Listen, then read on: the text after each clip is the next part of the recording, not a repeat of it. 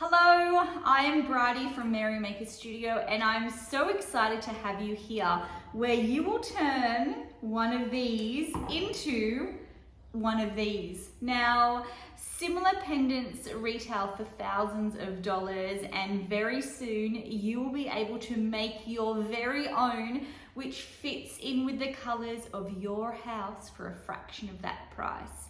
Not only that, you might be able to make a little bit of money on the side selling your beautiful creations. So let's get started. I cannot wait to see what you create. So before we get started on technique, we're going to have a look at the frame that we purchased, the colors we intend to use, and from that create our magic design. So there are two frames that we sell. One is the frame visible.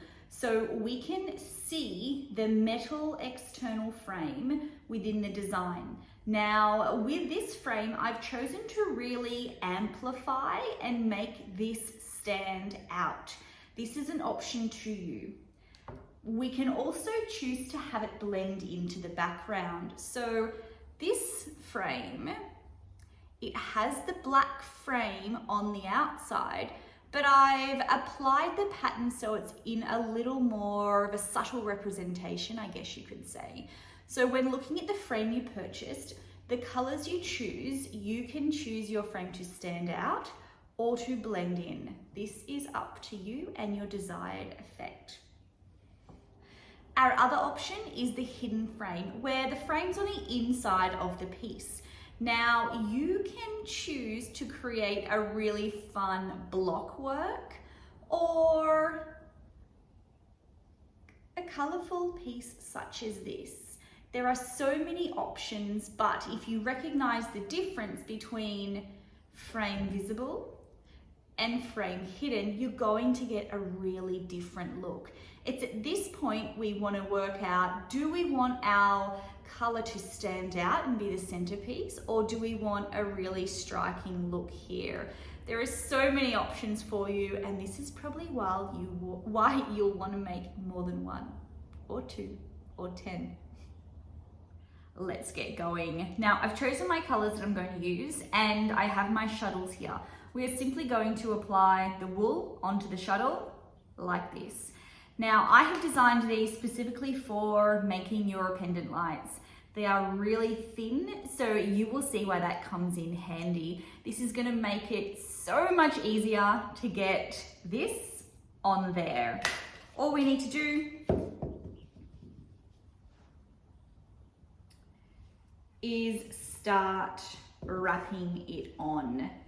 Now you can fit a lot on here. Doesn't need to be super tight. You don't want it loose.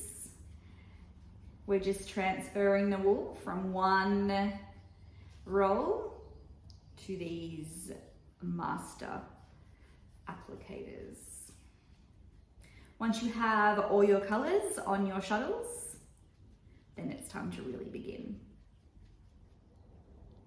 So the first technique I'm going to show you is what I call the organic application. This is where you simply choose the colors that you love and you apply them to the frame as you see fit. You can do lots of color variations, or you can do not many, focusing on the one color that we've done over here. We see this one slightly hidden. This is where it's quite sporadic. Now, I'm going to pop my frame here on a little pillow. Reason being is it might roll around a little bit. How I like to create these when I'm working normally for myself is I'll sit on the floor and I'll put my legs together and I'll place this in my lap. My knees stop it from wobbling around, and I find that's the way that I like to create. You know, you might have some music on or we're listening to an audio book, and it's a really beautiful meditative way. Let's get started.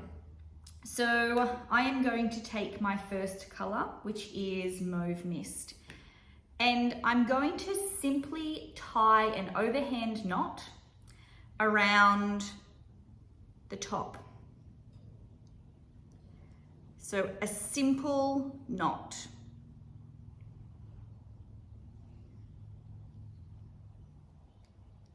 Double that. And we are good to go. Now, when you are applying your wool, you don't want to pull it super tight, okay? You don't want to bend the frame, you don't want to stretch the wool. The beautiful thing about this wool is it is applied wool. So as your pendant will hit the light, that beautiful texture and the beautiful natural fiber of the wool will shine. If you pull it too tight, you will strangle that out of it.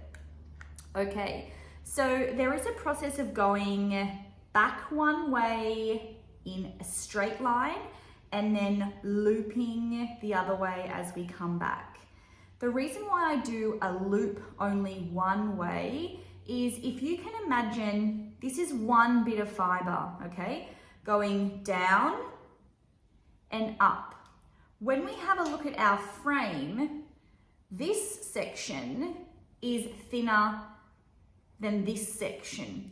So if we were to loop on the top and the bottom, we need to fit twice as much cord in the top and the bottom. Now, looking here, it's obvious where the twice as much cord should go. So we're gonna go down, down, loop, back up. Down, down, loop, back up. Let's go. So, it's tied here. I'm gonna go down, straight, and then when I come back, I loop under,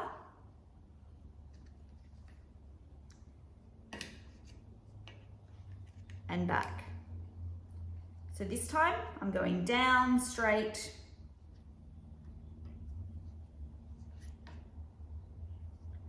we're looping at the middle,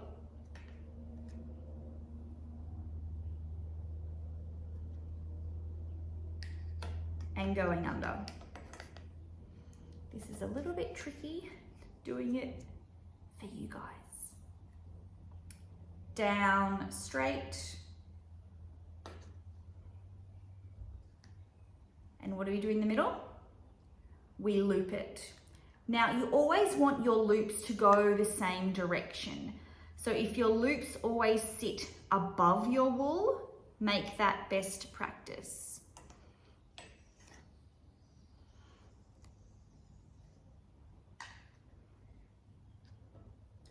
Down, when we go back, we loop.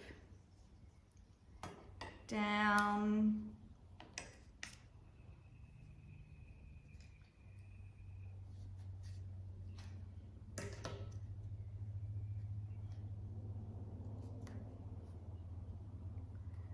when we go back, we loop.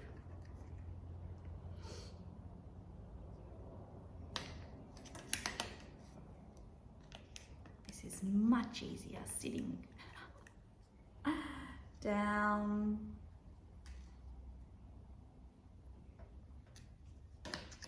and when we go back, we loop.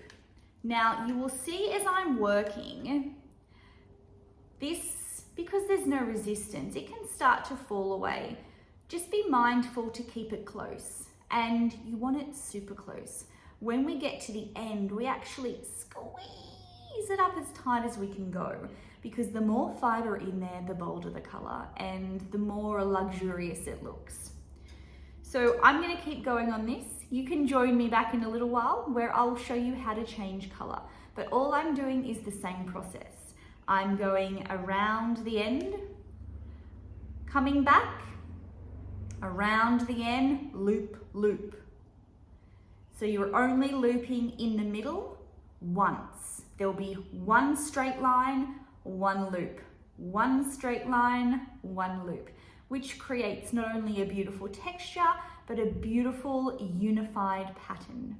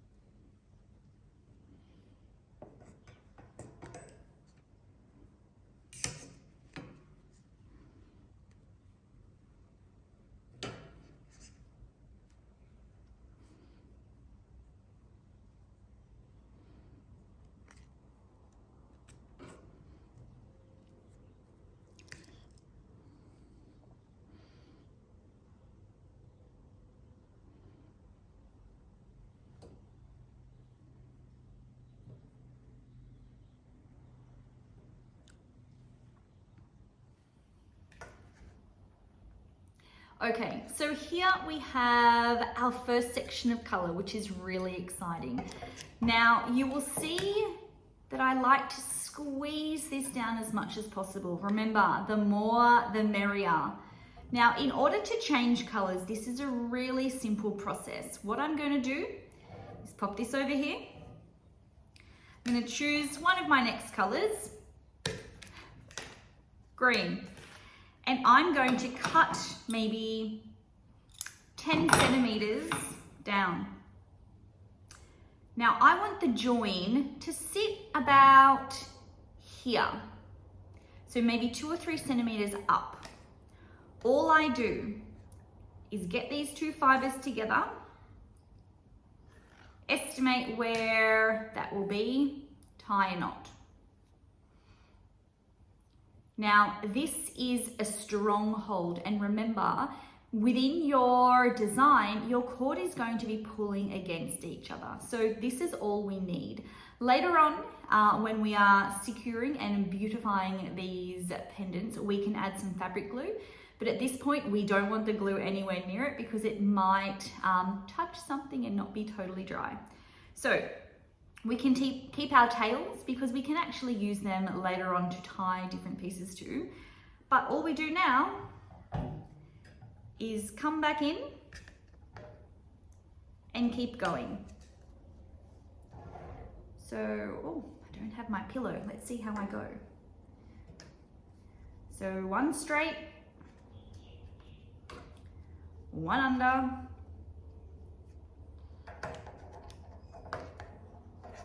one up,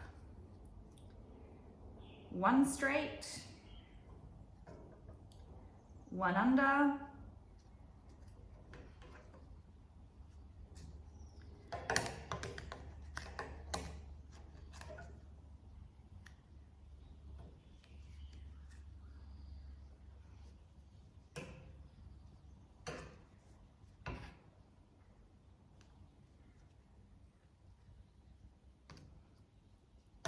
these colors look beautiful together. I'm excited to see what colors you use.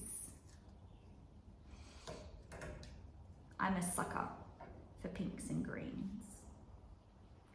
Such beautiful colors together, and they tend to go really well with your, with your surroundings, because green brings the outside in and pink is a warm, happy tone.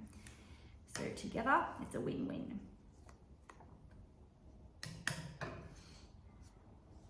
Okay, so I'm just going to show you here what's been happening. So you've seen my process and now you can see those colors, and we squeeze it really tight. Now I'm going to go a little bit crazy here and change a color again right now. Let's do it. So we know how to do it now.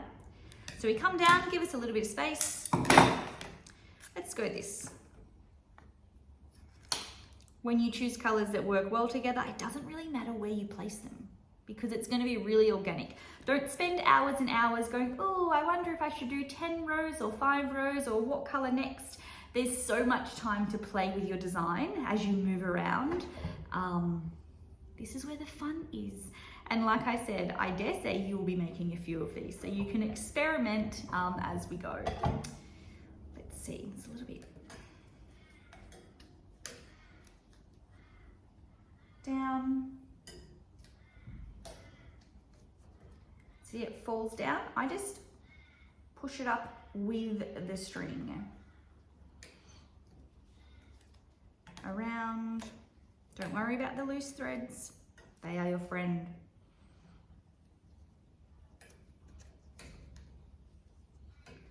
Around.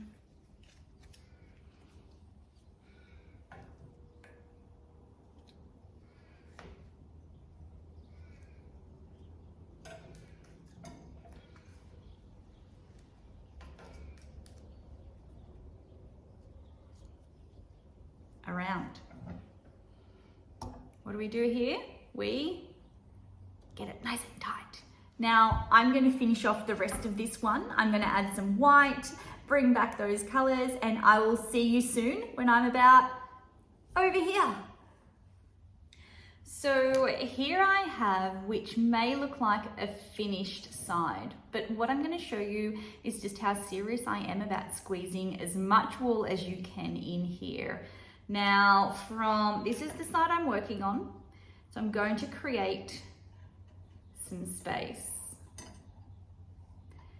And I'm going to keep filling until, look how much room I just got, until this is full. Now, another thing I want you to recognize here is I wouldn't finish the end here with white if I want my frame to stand out. So I need to be sure that both sides either have a color. So in this case, I'm gonna go with pink or green. So I'm gonna do pink right up to the end, and then we'll join back here and I'll show you how to keep going over.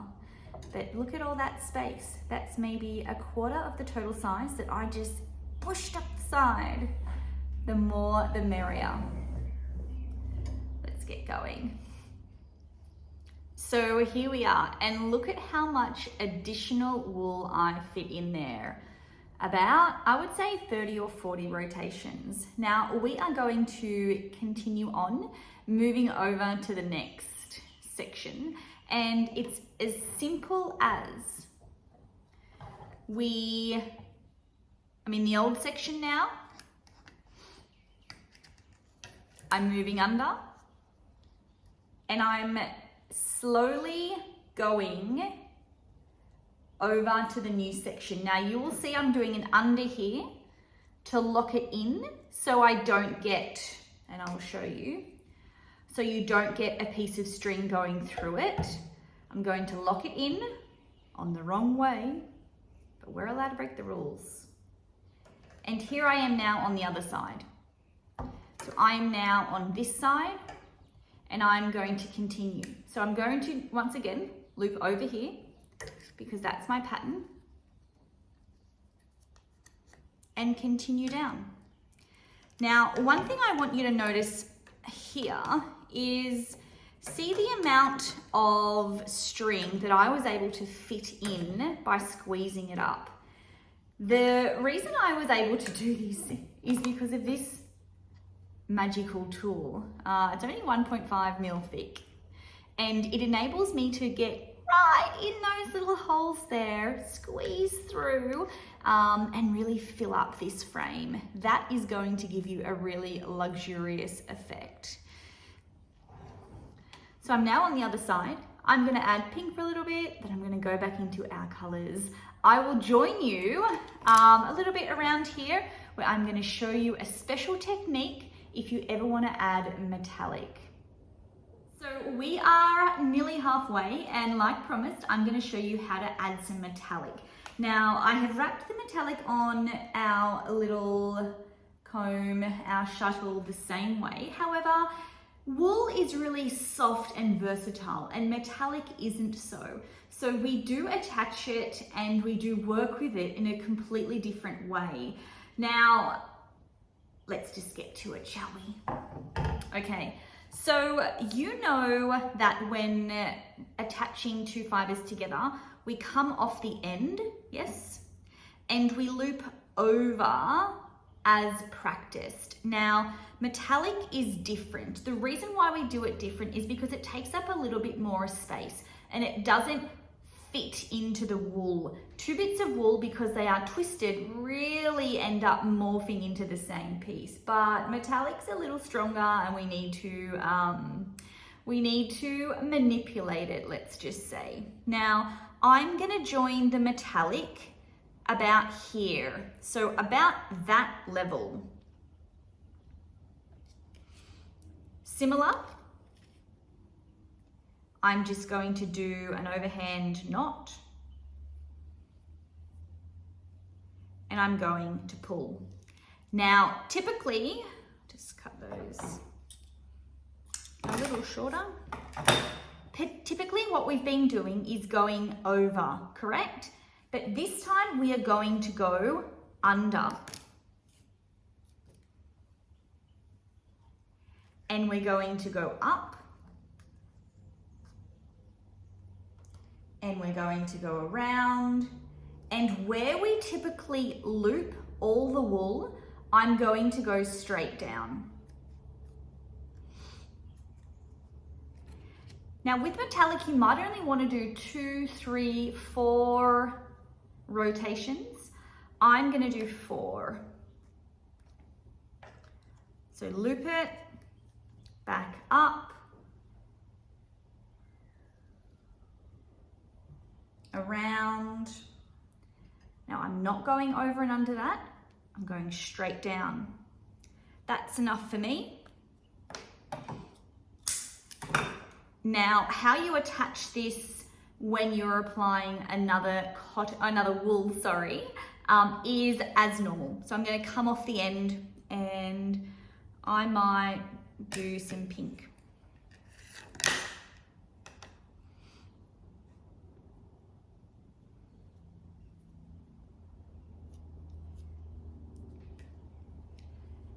And I work with it just as I have been working with everything else. Up, around the top, and continue that loop. Now, the reasons why we treat metallic a little different is it's a different fiber. But the most important thing is if we loop it in the middle around this layer, the metallic doesn't flawlessly act. It doesn't smush together like the wool, and it can create a bit of a space, and we don't want a space. We want the metallic to go really tight together. So in our work, it's more of a glisten, more of a beautiful articulation within the colors rather than a big gaping hole. So I'm going to continue finishing this one off. Nearly done. Whilst we're here, I'm just going to show you the insides, the secret middle that no one talks about. Now, don't be alarmed. See those strands? They will disappear. When you have this finished piece, either to hang in your home or to sell as the most beautiful pendant that would ever be in someone's home ever, that is curated to suit their style and their aesthetic, they won't be visible. So I'm going to finish this off. Look at this so far. I mean, amazing. I'm so excited to see yours. I just can't even handle how beautiful these are. My goodness, this is going to change your world. Let's check back in a minute. Yeah. So I am halfway through and it is looking absolutely fabulous. But whilst I do have this side open, I'm going to show you how to apply the tiny bits of fabric glue to where the 2 bits of wool join. Now, once again, this is not a must. I have fabric glue on 3 of the 12 that I have made in the past little while. It is not needed. However, if you do want to cut the ends off really close, it is advised to pop a little bit of glue in there. So I'm going to change the camera angle so you can see right down in on what we're doing. So here we have our fabric glue on a piece of paper. We have a tiny little paintbrush and we have our ends. Now, fabric glue typically is used to secure quite robust and bold things. So 2 little bits of wool is no worries. You don't need to apply lots. You don't want to put near any of the threads that go up and down and over. We just want to hit the nail on that head with just the knots. So you will work your way around and apply the glue to the knots if you wish. I would make sure that you do the metallic knots just because it is 2 different fibers. Now, what I recommend doing is I'll just pop those ones out of the way, is I'm going to cut it short. So they're probably a centimetre now overlapping. And from that angle, you can see that there is actually an inside, yeah, from when we go around and around the frame. I can take these ends and pop them inside there. Now, whilst that is a little bit fiddly, look at that, it vanishes.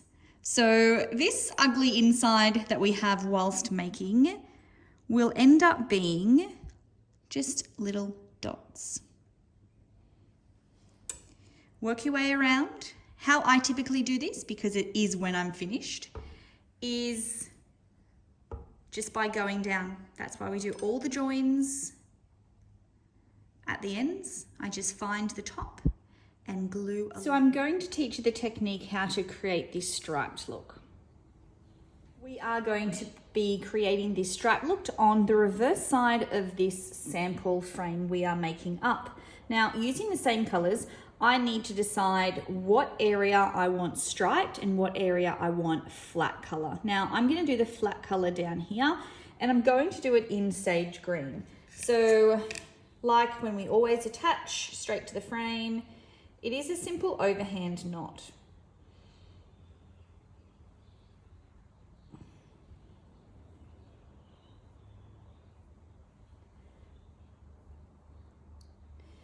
So we have that now attached, and all we need to do is go up and around, up and around. Need to get my rhythm. Up and around.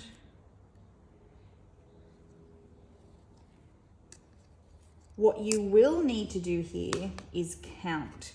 So because we are going into a pattern, we need to ensure that we are working with the same amount of chords, because we'll need the same amount of sections.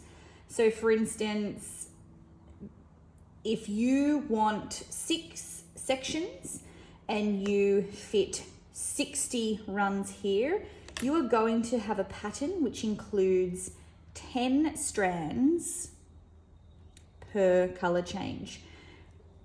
Might sound a little bit confusing right now, but it is not. The first thing what you will do is see how many chords you can fit in here.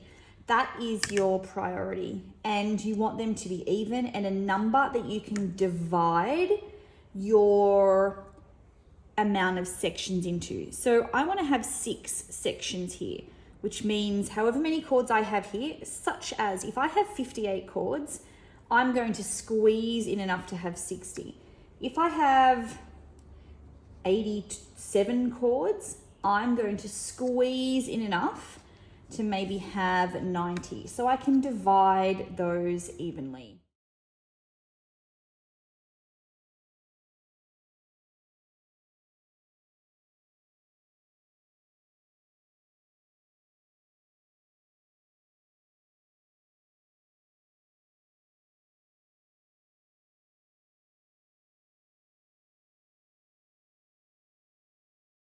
So here I have attached quite a lot of chords. So here I have run the sage green up, and whilst it is full on this end, there is space here. That is excellent because we will also have string coming up from the bottom. Now I'm going to count these along. 2, 4, 6, 7, 8, 9, 10, 11. I'm going to put them in lots of 12.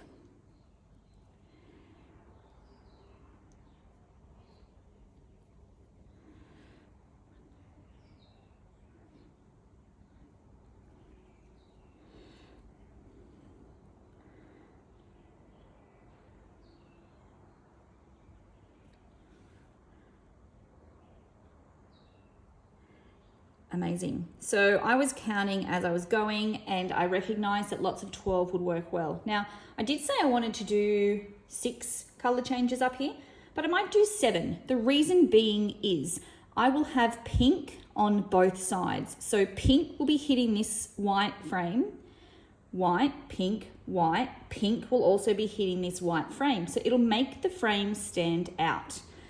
Now that that is done, I'm going to do 2 things. Take some cord and lock these colors in.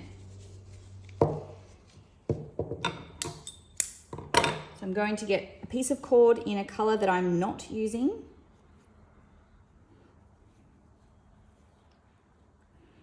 And do such as that. When we start adding color to these areas, we can get quite confused because obviously this is going to fill up, and when it starts to fill up, these gaps won't exist anymore. Now I'm also going to tie this end off because I'm only going to be doing the central panel, and I'm going to meet you back here with a pink cord attached, and we're going to do quite a tricky and sneaky way of swapping the white and pink cords that I only recommend doing when you have a specific pattern in mind. Righty-o, so I tied off the green up the top here and my pink is attached. What we need to do here is go inside every thread. So it is simply up and down,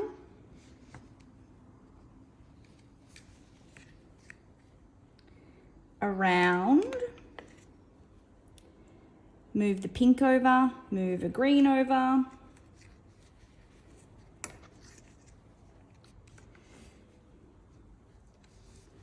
up and down,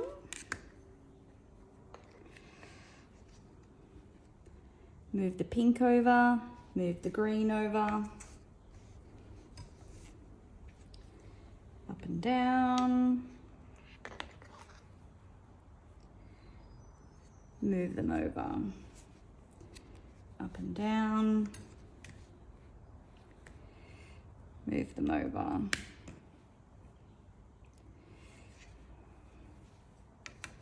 up and down, move them over.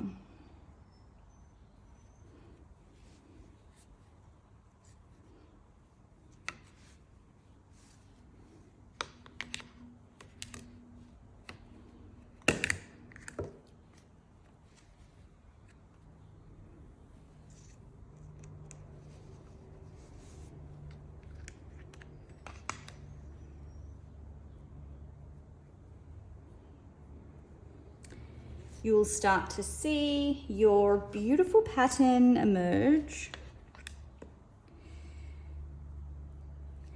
So because we know exactly the pattern we're doing here, we're not freestyling it, we can do something sneaky when we change cords. Now, this is sort of impossible to do. Well, not impossible, but it would be a lot more trouble than I guess it would save if you have multiple cords. Now see how I'm moving them aside. If I didn't have that thread in there letting me know where I was up to, I would be continually recounting these and I wouldn't have the confidence I do as to just keep going. So it's getting closer. This will be one of my last ones.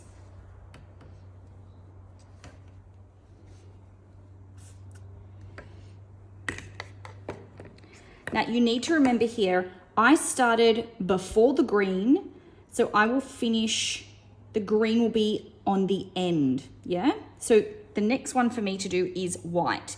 Typically, I would come down here and I would chop off the pink, attach the white, but I'm gonna do something a little bit sneaky.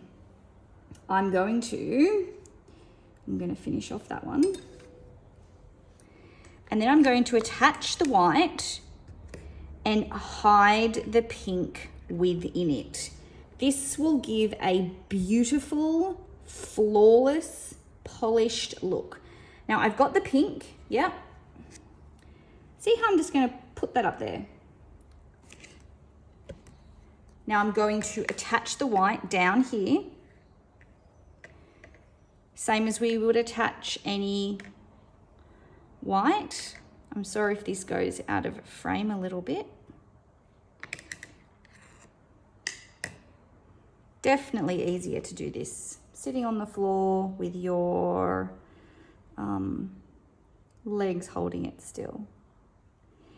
But that would be a little bit funny to film. Okay, got the white attached. So we are going to loop the white around the pink. So see how that goes in? The first color is white.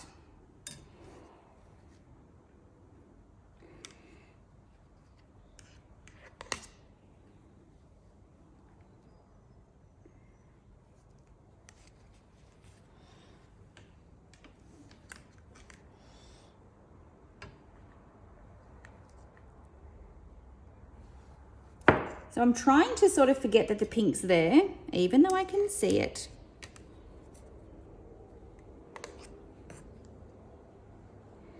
Because it is going in between the cords.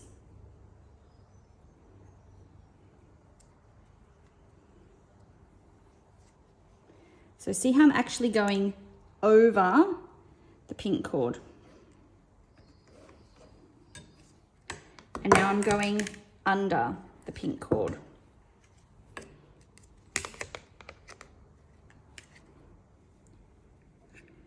So move over the green.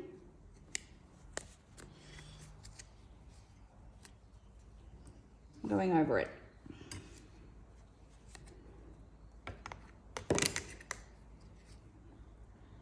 Move over the green. Starts to make more sense the more you do.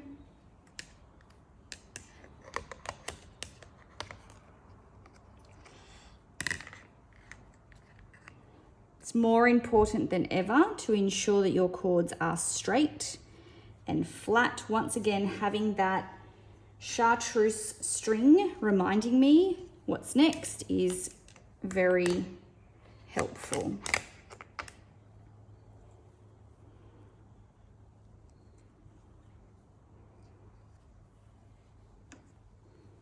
So I'm sort of not even looking at that pink cord. I know it's there, I'm just going around it.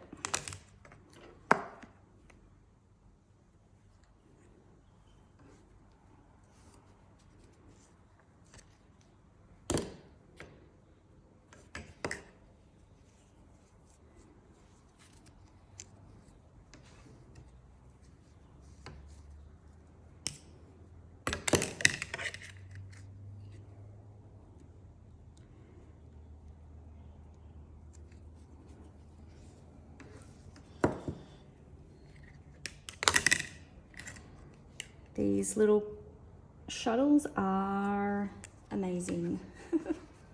Whenever I think I'll just do it freehand, I only need a little bit, I regret it immediately. All right, so where's our yellow cord? We're getting there. So I have one more. This is the last one. And you'll see what I mean. What happens here? Okay, so we have completed all of the white.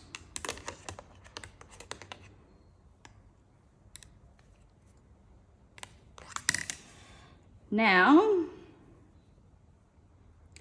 the pink cord, you can slightly see it on the inside, which you can only see that now because we have not stacked them up. Now all I need to do is bring the pink, because we've got a green there. Now we've got a pink here, and the white is now going to go this way, and I'm now going to loop the white.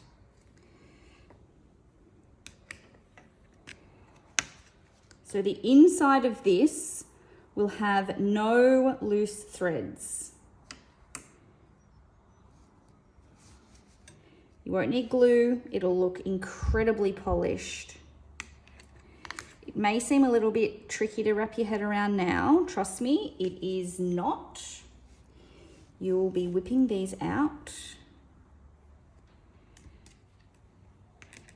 You probably need to do maybe 10 or so strands until you get comfortable. It'll be very obvious if your strand's in the wrong place because you'll be able to see it. But can you see how I'm going under and over that white now? And then once we smush them all back together, we won't be able to see a thing.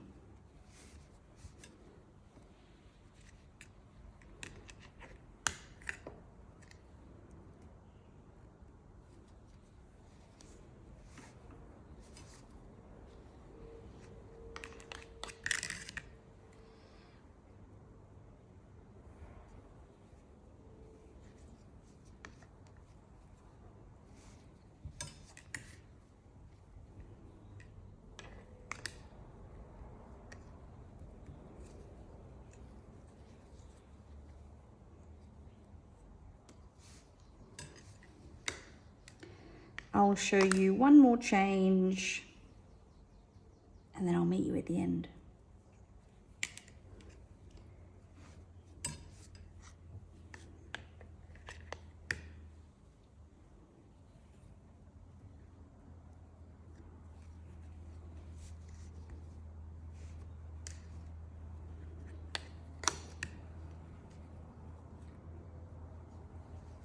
Even for me, this gets easier and easier the more that this fills up, because you're less worried about single strands, and when it becomes full, it becomes easier to manage. Now this is my last one, so I'm going to come down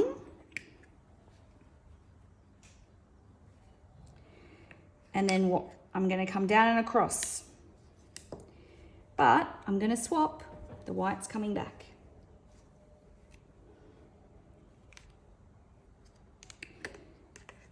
Once this clicks, you will be on fire. Now, could you do this with the organic pattern that I previously showed you? Yes. Would it be a lot more confusing than what you're seeing now? Yes. Is it impossible? No. Try it out. I'm showing you techniques that I have learnt through my trial and error, and I really want to ensure that your first piece is a piece that you love and adore, that you know some tips, some techniques to get you from amateur to professional pendant maker straight away. But once you have these skills, take them and use them as you wish to further amplify and execute your design. Now, when these two finish, the pink and the white, I am going to simply tie them together like we have always done, nothing different there. And let's see what effect you like best. So I'll see you soon.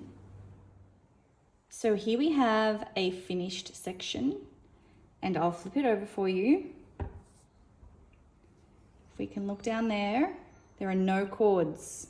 No visible cords, in opposition to visible cords that we need to attend to. This way, you get no loose ends. Highly recommended. I can now pull this string out, which I was using to keep things in place. Beautiful. Okay, so here we have the finished section. We've got our sage green down the bottom, and we've got mauve mist and natural up the top. See how it fits beautifully because we counted them out, ensuring that we had the same amount of cords looping through each. You now need to, I guess, decide if you want to do something that is more structural, such as this, or if you wanted an organic look. I know, they're both beautiful. How will you ever choose? But remember, there's lots to do here. So you could run a green section all the way with just a little bit of glimmering, little bits of pink, or you could have this more stripy. Much like here, you could have the mauve mist quite thick, even thicker sections, or really, really thin sections. And you could also continue stripes down the bottom. So once you learn these techniques, the world is your oyster. There is so many possibilities available to you, and I am thrilled to be able to get you on your way. Whilst you're here, I'm going to show you those little glimpses of gold that we added. Remember, it was just a few strands, and I'll show you. So here we have our organic look, and we can see the gold just start to sparkle. Which, when you have that in your space, sometimes it's the smallest pieces of color that add the most amount of beauty. So we're going to go through a few of the designs I've got behind me. I'm going to talk you through any of the things I found within them, and then you are on your way. You are ready to make these beautiful pendants. You are ready to adorn not only your homes, but those are the ones that you love. I'm so excited for you. So whilst this is one of my favorite designs, there is something a little bit sneaky you'll need to do for this top section. So I have done the beautiful structured pattern down here on the bottom with the same process. So I saw how many I could fit in this space. Then I made sure the number was even and that I could divide it. Now here I didn't do an uneven number, which means the white actually intersects with the natural cord, which I think looks okay because this stands out so much. But what we need to see here is this amount of cord here with the mauve mist goes to a much bigger area than it does up here. So when I was adding in the chartreuse section, every probably 3 or 4, I skipped a mauve mist cord. So as I was going around and up, around and up, around and up, I used a little bit of intuition to skip a cord if I thought it was getting too full. Because it's so jam-packed in here, if there's 2 mauve mists next to each other and we can't see the chartreuse, it doesn't actually matter because it's so tight.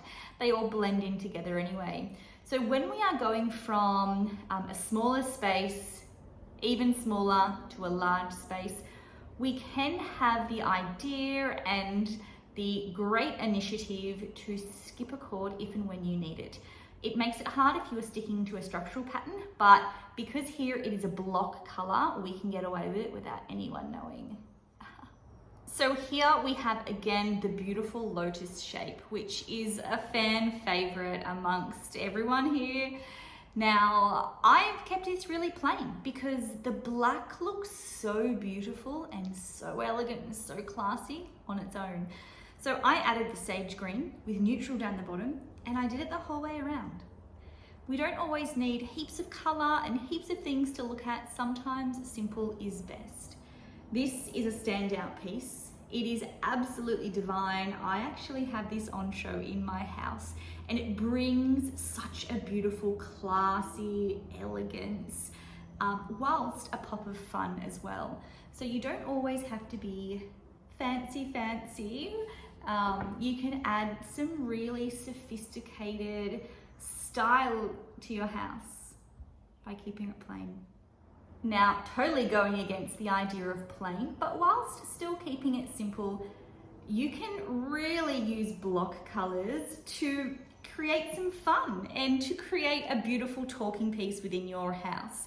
Now, my daughters chose their favorite colors and they wanted something fun that would fit into their room, but also, I wanted a childlike effect. So this really gives me a carnival, a harlequin theme, whilst still being sophisticated, modern, and something that we did together. Enjoy playing. Whatever you do with these, know that they are your own and you will design the most beautiful things, and I'm so excited to see them. Now, if you know me, you know that I love lilac. So of course, this is lilac, a bit of chartreuse, sage green, with the black being the feature. In that organic structure, so this wasn't planned, this was just an intuitive piece that I wanted purple to be the highlighting color. So the black really does stand out. Whether you choose white or black, frame hidden or frame showing, there is so many options for you to do. And a really fun, quick and easy way for you to jazz up that space. This delicious, beautiful pendant really is just the epitome of style and conversation. We went wild with the use of mustard, which is such an on-trend color. And the reason why we could add a little bit more play, I guess, into it, using lots and lots of different colors, is this is a hidden frame. So we don't actually see that metal frame, which means we could just go for it. We didn't have the frame to think about when we were choosing color. And depending what way you put it, so let's have a look at it. Here we've got all colors. So we've got your green, we've got rose tea, mustard, gold, neutral, But then if we turn it around, I took the green out of this side. So depending what mood I was in, I could have the green showing or the green not. Now, if it was in an area where I had lots of greenery in the home, I would quite possibly show some green so the two colors could complement. But if not, maybe I hide it.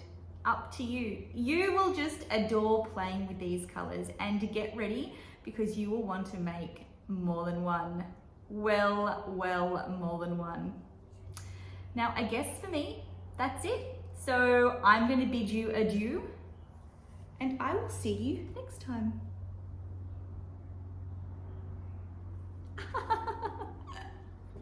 Bye guys, love you. Let me know if you need any help.